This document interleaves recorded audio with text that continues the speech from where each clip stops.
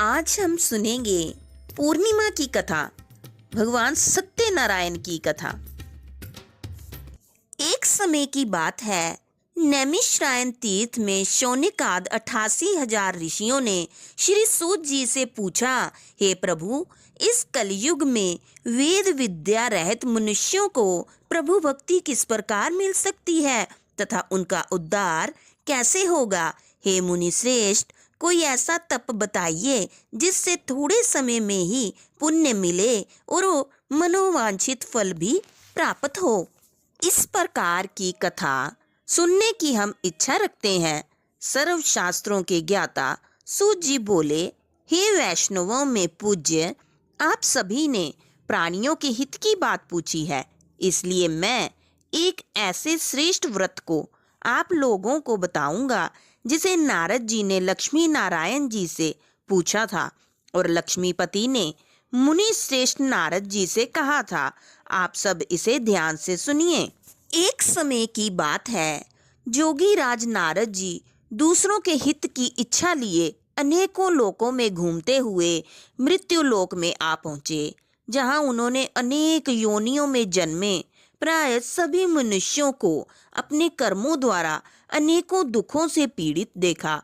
उनका दुख देख नारद जी सोचने लगे कि कैसा यत्न किया जाए जिसके करने से निश्चित रूप से मानव के दुखों का अंत हो जाए। इसी विचार पर मनन करते हुए वह विष्णु लोक में गए। वहां वह देवों के ईश नारायण की स्तुति करने लगे, जिनके हाथों में शंख, चक्र, गदा और पद्म थे, गले में वरमाला पहने हुए थे। स्तुति करते हुए नारद जी बोले कि हे भगवान, आप अत्यंत शक्ति से संपन्न हैं। मन तथा वाणी भी आपको नहीं पा सकती। आपका आदि, मध्य तथा अंत नहीं है। निर्गुण स्वरूप सृष्टि के कारण भक्तों के दुख को दूर करने वाले आपको मेरा नमस्कार है। नारद जी की स्तुति सुन विष्णु भगवान बोले कि हे मुनि श्रेष्ठ, आपके मन में क्या बात है? आप किस काम के लिए पधारे हैं? उसे निसंकोच कहो। इस पर नारद मुनि बोले कि मृत्यु लोक में अनेक योनियों में जन्मे मनुष्य अपने कर्मों के द्वारा अनेकों दुख से दुखी हो रहे हैं। हे नाथ, आप मुझ पर दया रखते हैं तो बताइए कि वो मनुष्य थोड़े प्रयास से ही अपने दुखों से कैसे छुटकारा पा सकते हैं। श्री हरि बोले, हे नारद, मनुष्यों की भलाई के लिए तुमने बहुत अच्छी बात पूछी है।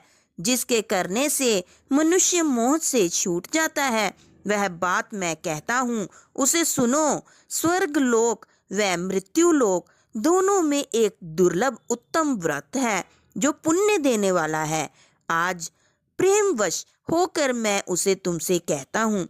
श्री सत्यनारायण भगवान का यह व्रत अच्छी तरह विधान पूर्वक करके मनुष्य तुरंत ही यहाँ सुख भोग कर मरने पर मोक्ष प्राप्त करता है। श्री हरि के वचन सुन नारद जी बोले कि उस व्रत का फल क्या है और उसका विधान क्या है? यह व्रत किसने किया था? इस व्रत को किस दिन करना चाहिए? सभी कुछ विस्तार से बताइए। नारद की बात सुनकर श्री हरि बोले, दुख व शोक को दूर करने वाला, यह सभी स्थानों पर विजय दिलाने वाला, मानव को भक्ति व श्रद्धा के साथ शाम को श्री सत्यनारायण की पूजा धर्मपरायण होकर ब्राह्मणों व बंधुओं के साथ करनी चाहिए।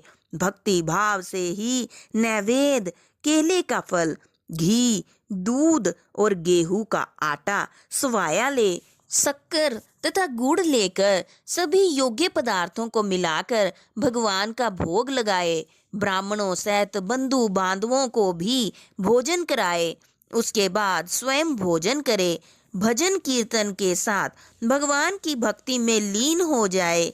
इस तरह से सत्यनारायण भगवान का यह व्रत करने पर मनुष्य की सारी इच्छाएं निश्चित रूप से पूरी होती हैं। इस कलिकाल अर्थात कलयुग में मृत्यु लोक में मोक्ष का यही एक सरल उपाय बताया गया है। इसी के साथ हमारा सत्यनारायण व्रत कथा का पहला अध्याय संपूर्ण हुआ। बोलिए श्री सत्यनारायण भगवान की जय। भगवान सत्यनारायण की व्रत कथा का दूसरा अध्याय। सूत जी बोले कि हे ऋषियों, जिसने पहले समय में इस व्रत को किया था उसका इतिहास कहता हूँ, ध्यान से सुनो। सुंदर काशीपुरी नगरी में एक अत्यंत निर्धन ब्राह्मण रहता था। भूख प्यास से परेशान वह धरती पर घूमता रहता था। ब्राह्मणों से प्रेम करने वाले भगवान ने एक दिन ब्राह्मण का वेश धारण कर उसके पास जाकर पूछा, हे विप्र, नित्य दुखी होकर तुम पृथ्वी पर क्यों घूमते हो? दीन ब्राह्मण बोला, मैं निर्धन ब्राह्मण हूँ, भिक्षा के लिए धरती पर घूमता हूँ। हे भगवान, यदि आप इसका कोई उपाय जानते हो तो बताइए। वृद्ध ब्राह्मण कहता है कि सत्यनारायण भगवान मनोवांछित फल देने वाले हैं, इसलिए तुम उनका पूजन करो। इसे करने से मनुष्य सभी दुखों से मुक्त हो जाता है। वृद्ध ब्राह्मण बनकर आए सत्यनारायण भगवान उस निर्धन ब्राह्मण को व्रत का सारा विधान बताकर अंतर्ध्यान हो गए। ब्राह्मण मन ही मन सोचने लगा कि जिस व्रत को वृद्ध ब्राह्मण करने को कह गया है, मैं उसे जरूर करूंगा। यह निश्चय करने के बाद उसे रात में नींद नहीं आई। वह सवेरे उठकर सत्यनारायण भगवान के व्रत का निश्चय कर भिक्षा के लिए चला गया। उस दिन निर्धन ब्राह्मण को भिक्षा में बहुत धन मिला, जिससे उसने बंधु बांधवों के साथ मिलकर श्री सत्यनारायण भगवान का व्रत संपन्न किया। भगवान सत्यनारायण का व्रत संपन्न करने के बाद वह निर्धन ब्राह्मण सभी दुखों से छूट गया और अनेक प्रकार की संपत्तियों से युक्त हो गया। उसी समय से यह ब्राह्मण हर माह इस व्रत को करने लगा। इस तरह से सत्यनारायण भगवान के व्रत को जो मनुष्य करेगा वह सभी प्रकार के पापों से छूटकर मोक्ष को प्राप्त होगा। सूत जी बोले कि इस तरह से नारद जी से नारायण जी का कहा हुआ श्री सत्यनारायण व्रत को मैंने तुमसे कहा। हे विप्रो, मैं अब और क्या कहूँ? ऋषि बोले, हे मुनिवर, संसार में उस विप्र से सुनकर और किस किस ने इस व्रत को किया, हम सब इस बात को सुनना चाहते हैं। इसके लिए हमारे मन में श्रद्धा का भाव है। सूत जी बोले, हे मुनियों, जिस जिसने इस व्रत को किया वे सब सुनो। एक समय वही विप्र धन व ऐश्वर्य के अनुसार अपने बंधु बांधवों के साथ इस व्रत को करने को तैयार हुआ। उसी समय एक लकड़ी बेचने वाला बूढ़ा आदमी आया और लकड़ियां बाहर रखकर अंदर ब्राह्मण के घर में गया। प्यास से दुखी वह लकड़हारा उनको व्रत करते देख विप्र को नमस्कार कर पूछने लगा कि आप यह क्या कर रहे हैं? तो उन्होंने बताया कि व्रत कर रहा हूँ तथा इसे करने से क्या फल मिलेगा, कृपया मुझे भी बताएं। ब्राह्मण ने कहा कि सब मनोकामनाओं को पूरा करने वाला यह सत्यनारायण भगवान का व्रत है। इसकी कृपा से ही मेरे घर में धन धान्य आदि की वृद्धि हुई है। विप्र से सत्यनारायण व्रत के बारे में जानकर लकड़हारा बहुत प्रसन्न हुआ। चरणामृत लेकर वे प्रसाद लेकर खाने के बाद वह अपने घर गया। लकड़हारे ने अपने मन में संकल्प किया कि आज लकड़ी बेचने पे जो धन मिलेगा उससे श्री सत्यनारायण भगवान का उत्तम व्रत करूंगा। मन में इस तरह विचार करके वे बूढ़ा आदमी सिर पर लकड़ियां रख उस नगर में बेचने गया जहां धनी लोग ज्यादा रहते थे। उस नगर में उसे अपनी लकड़ियों का दाम पहले से 4 गुना ज्यादा मिला। बूढ़ा आदमी प्रसन्नता के साथ दाम लेकर केले, शक्कर, घी, दूध, दही और गेहूं का आटा ले और सत्यनारायण भगवान के व्रत की अन्य सामग्रियां लेकर अपने घर गया। वहां उसने अपने बंधु बांधवों को बुलाकर विधि विधान से श्री सत्यनारायण भगवान का पूजन और व्रत किया। इस व्रत के प्रभाव से वह बूढ़ा लकड़हारा धन, पुत्र आदि से युक्त होकर संसार के समस्त सुख भोग अंतकाल में वैकुंठ धाम को प्राप्त हुआ। इसी के साथ श्री सत्यनारायण भगवान की व्रत कथा का दूसरा अध्याय संपूर्ण हुआ। बोलिए श्री सत्यनारायण भगवान की जय। श्री सत्यनारायण भगवान की व्रत कथा का तीसरा अध्याय। सूत जी बोले, हे श्रेष्ठ मुनियों, अब आगे की कथा कहता हूँ। पहले समय में उल्का मुख नाम का एक बुद्धिमान राजा था। वह सत्यवक्ता उज्जतेंद्रिय था। प्रतिदिन देव स्थानों पर जाता और निर्धनों को धन देकर उनके कष्ट दूर करता था। उसकी पत्नी कमल के समान मुख वाली तथा सती साध्वी थी। भद्रशिला नदी के तट पर उन दोनों ने श्री सत्यनारायण भगवान का व्रत किया। उसी समय साधु नाम का एक वैश्य आया। उसके पास व्यापार करने के लिए बहुत सा धन भी था। राजा को व्रत करते देखकर वह विनय के साथ पूछने लगा, हे राजन, भक्ति भाव से पूर्ण होकर आप यह क्या कर रहे हैं? मैं सुनने की इच्छा रखता हूँ, तो आप मुझे बताइए। राजा बोला, हे साधु, अपने बंधु बांधवों के साथ पुत्र आदि की प्राप्ति के लिए एक महाशक्तिमान श्री सत्यनारायण भगवान का व्रत व पूजन कर रहा हूँ। राजा के वचन सुन साधु आदर से बोला, हे राजन, मुझे इस व्रत का सारा विधान कहिए। आपके कथनानुसार मैं भी इस व्रत को करूँगा। मेरी भी संतान नहीं है और इस व्रत को करने से निश्चित रूप से मुझे संतान की प्राप्ति होगी। राजा से व्रत का सारा विधान सुन व्यापार से निवृत्त हो वह अपने घर वापस गया। साधु वैश्य ने अपनी पत्नी को संतान देने वाले इस व्रत का वर्णन कह सुनाया और कहा कि जब मेरी संतान होगी तब मैं इस व्रत को करूँगा। साधु ने इस तरह के वचन अपनी पत्नी लीलावती से कहे। एक दिन लीलावती पति के साथ आनंदित हो संसारिक धर्म में प्रवृत्त होकर सत्यनारायण भगवान की कृपा से गर्भवती हो गई। 10वें महीने में उसके गर्भ से एक सुंदर कन्या ने जन्म लिया। दिनों दिन वह ऐसे बढ़ने लगी जैसे कि शुक्ल पक्ष का चंद्रमा बढ़ता है। माता पिता ने अपनी कन्या का नाम कलावती रखा। एक दिन लीलावती ने मीठे शब्दों में अपने पति को याद दिलाया कि आपने सत्यनारायण भगवान के जिस व्रत को करने का संकल्प किया था उसे करने का समय आ गया है। आप इस व्रत को करिए। साधु बोला कि हे प्रिय, इस व्रत को मैं उसके विवाह पर करूँगा। इस प्रकार अपनी पत्नी को आश्वासन देकर वह नगर को चला गया। कलावती पिता के घर में रहकर बड़ी होने लगी। साधु ने एक बार नगर में अपनी कन्या को सखियों के साथ देखा तो तुरंत ही दूत को बुलाया और कहा कि मेरी कन्या के योग्य वर देखकर आओ। साधु की बात सुनकर दूत कंचन नगर में पहुंचा और वहां देखभाल कर लड़की के सुयोग्य वनिक पुत्र को ले आया। सुयोग्य लड़के को देख साधु ने बंधु बांधवों को बुलाकर अपनी पुत्री का विवाह कर दिया।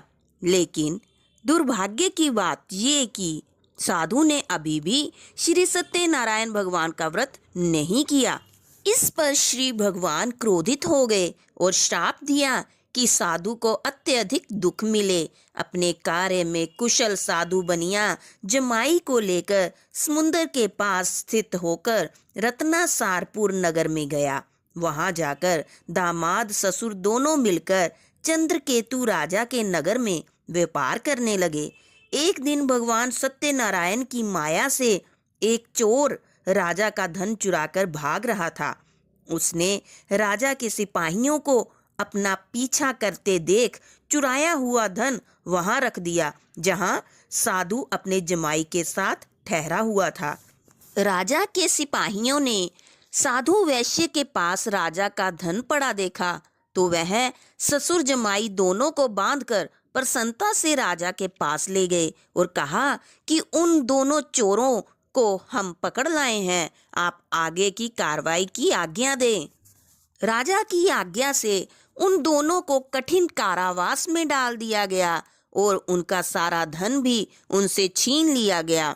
श्री सत्यनारायण भगवान के श्राप से साधु की पत्नी भी बहुत दुखी हुई। घर में जो धन रखा था उसे चोर चुरा ले गए। शारीरिक तथा मानसिक पीड़ा व भूख प्यास से अति दुखी हो अन्न की चिंता में कलावती ब्राह्मण के घर गई। वहां उसने श्री सत्यनारायण भगवान का व्रत होते देखा, फिर कथा भी सुनी। वह प्रसाद ग्रहण कर वह रात को घर वापस आई। माता ने कलावती से पूछा कि हे पुत्री, अब तक तुम कहाँ थी? तेरे मन में क्या है? कलावती ने अपनी माता से कहा कि हे माता, मैंने एक ब्राह्मण के घर में श्री सत्यनारायण भगवान का व्रत होते देखा है। कन्या के वचन सुन लीलावती भगवान के पूजन की तैयारी करने लगी। लीलावती ने परिवार व बंधुओं सहित सत्यनारायण भगवान का पूजन किया और उनसे वर मांगा कि मेरे पति तथा जमाई शीघ्र घर आ जाएं। साथ ही यह भी प्रार्थना की कि हम सबका अपराध क्षमा करें। श्री सत्यनारायण भगवान इस व्रत से संतुष्ट हो गए और राजा चंद्रकेतु को सपने में दर्शन देकर कहा कि हे राजन, तुम उन दोनों वैश्यों को छोड़ दो और तुमने उनका जो धन लिया है उसे वापस कर दो। अगर ऐसा नहीं किया तो मैं तुम्हारा धन, राज्य व संतान सभी को नष्ट कर दूंगा। राजा को यह सब कहकर वे अंतर्ध्यान हो गए। प्रातः काल सभा में राजा ने अपना सपना सुनाया। फिर बोले कि वणिक पुत्रों को कैद से मुक्त कर सभा में ले आओ। दोनों ने आते ही राजा को प्रणाम किया।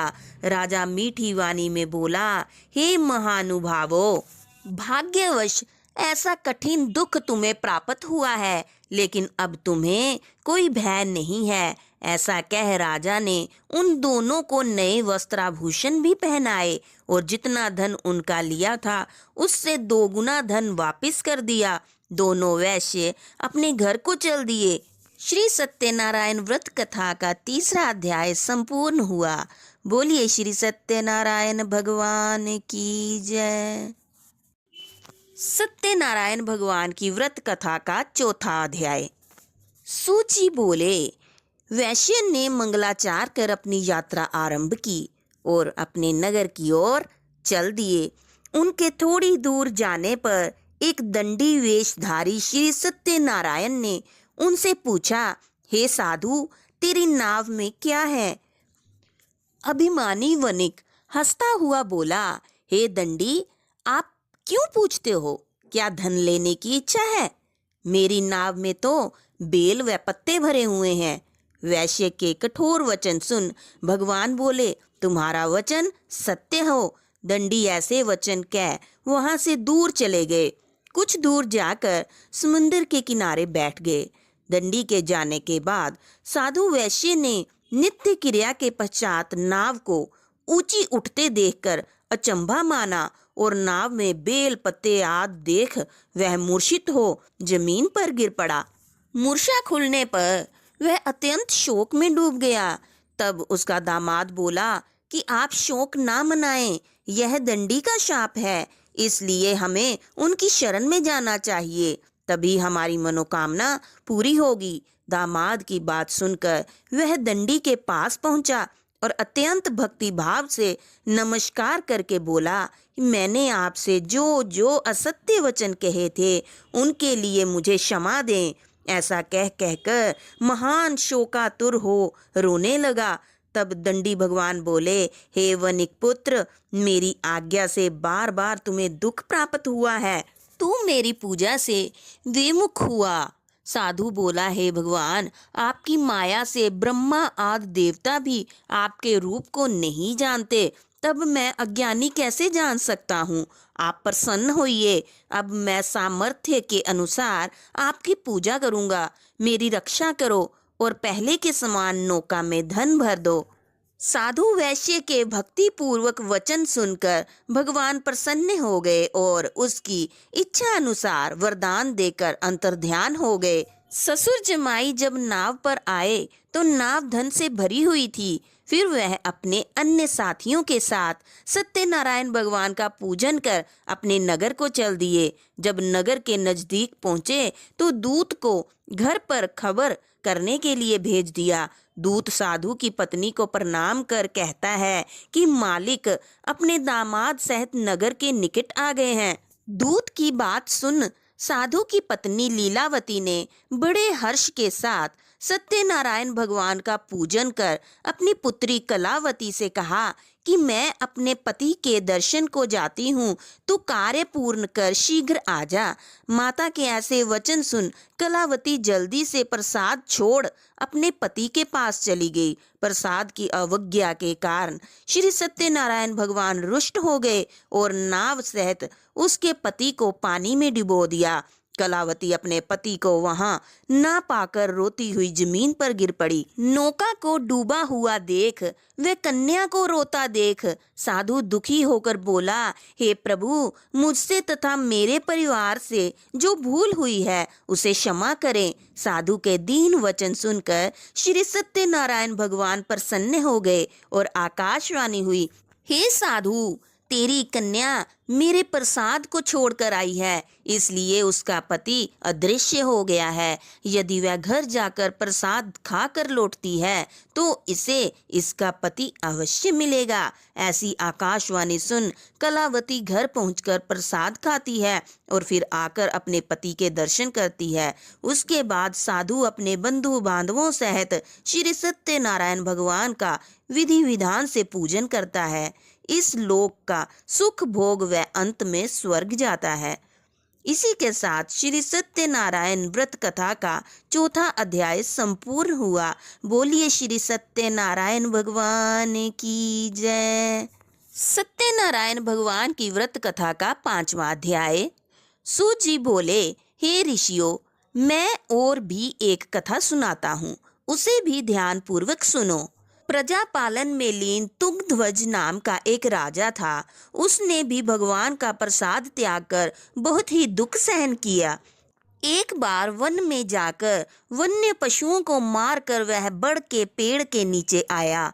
वहां उसने ग्वालों को भक्ति भाव से अपने बंधुओं सहित सत्यनारायण भगवान का पूजन करते देखा। अभिमानवश राजा ने उन्हें देखकर भी पूजा स्थान में नहीं गया और ना ही उसने भगवान को नमस्कार ही किया। ग्वालों ने राजा को प्रसाद दिया, लेकिन उसने वह प्रसाद भी नहीं खाया और प्रसाद को वहीं छोड़ वह अपने नगर को चला गया। जब वह नगर में पहुंचा तो वहां सब कुछ तहस नहस हुआ पाया, तो वह शीघ्र ही समझ गया कि यह सब भगवान ने ही किया है। वह दोबारा ग्वालों के पास पहुंचा और विधि पूर्वक पूजा करके प्रसाद खाया तो श्री सत्यनारायण भगवान की कृपा से सब कुछ पहले जैसा हो गया। दीर्घ काल तक सुख भोगने के बाद मरणोपरांत उसे स्वर्ग लोक की प्राप्ति हुई। जो मनुष्य परम दुर्लभ इस व्रत को करेगा तो भगवान सत्यनारायण की कृपा से उसे धन्य धान्य की प्राप्ति होगी, निर्धन धनी हो जाता है और भय मुक्त भी जीवन जीता है और संतानहीन मनुष्य को संतान का सुख मिलता है और सारे मनोरथ पूर्ण होने पर मानव अंत काल में वैकुंठ धाम को जाता है। सूत जी बोले, जिन्होंने पहले इस व्रत को किया है अब उनके दूसरे जन्म की कथा कहता हूँ। वृद्ध शतानंद ब्राह्मण ने सुदामा का जन्म लेकर मोक्ष की प्राप्ति की। लकड़हारे ने अगले जन्म में निषाद बनकर मोक्ष प्राप्त किया। उल्का मुख नाम का राजा दशरथ होकर वैकुंठ को गए। साधु नाम के वैश्य ने मूर्ध्वज बनकर अपने पुत्र को आरे से चीर कर मोक्ष पाया और महाराज तुंगध्वज ने भक्ति युक्त हो कर्म कर मोक्ष पाया। इसी के साथ श्री सत्यनारायण व्रत कथा का 5वां अध्याय संपूर्ण हुआ। बोलिए श्री सत्यनारायण भगवान की जय। वीडियो पसंद आया हो तो लाइक करें और कमेंट बॉक्स में भगवान सत्यनारायण की जय जरूर लिखें।